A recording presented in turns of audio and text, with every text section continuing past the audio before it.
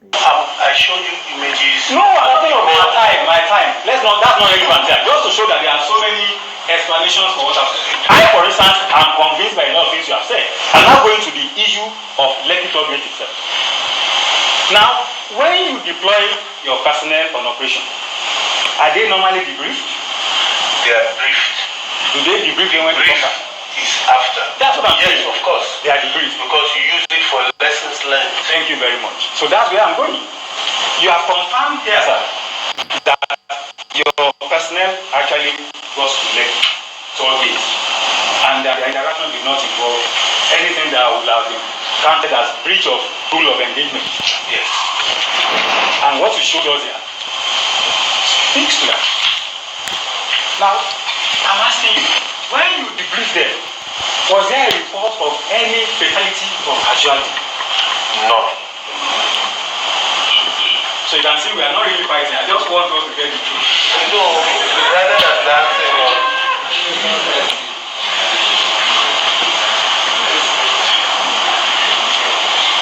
So my final question, sir, is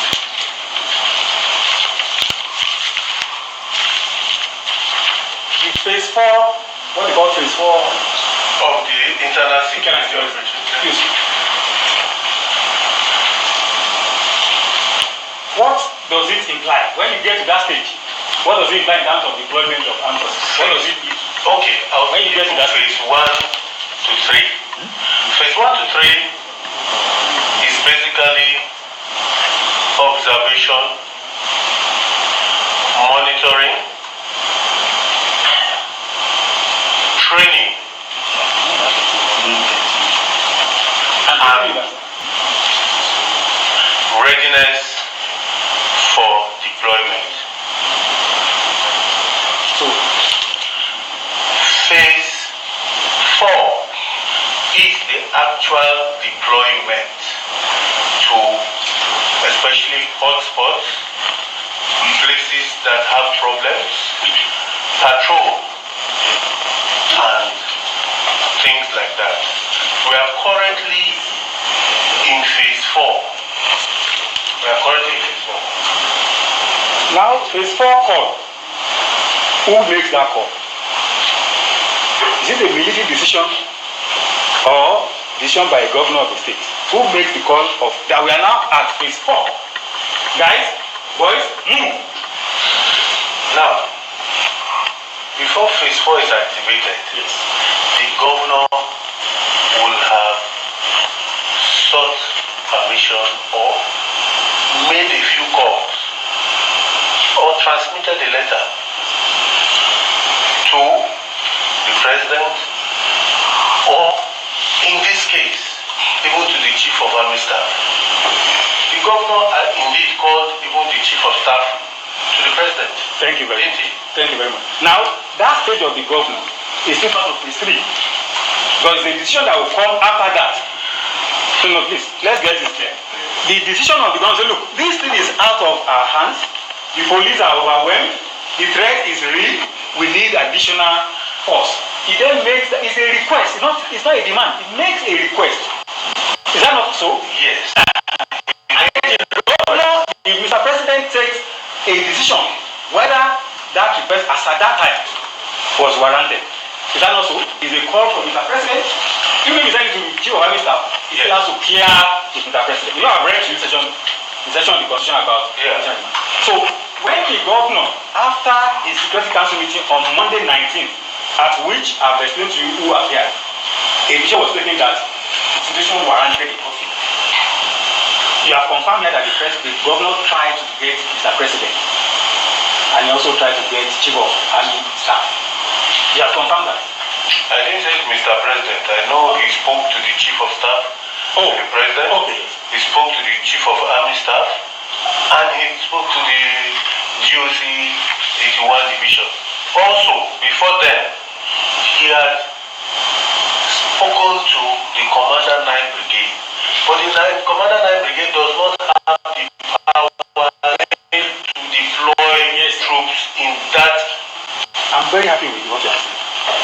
Now, with all these calls, that governor has no preemptive military power to impose his will on them. They have to assess it for their own professional judgment, whether his request makes sense or not. Am I right, sir? That's why he has to make the request. Say, this is the decision on ground, sir. Please, Chief of Staff to the President, help me inform the President, this is where we are. Chief of Army Staff, this is where we are. Then they take a decision after looking at it, supported by your intelligence. Security Council, everything, and say, look, it is and the governor is involved in that decision. No.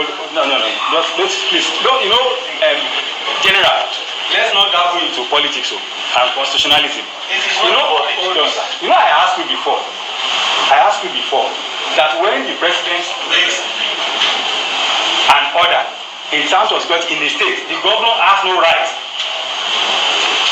to veto it. You must comply.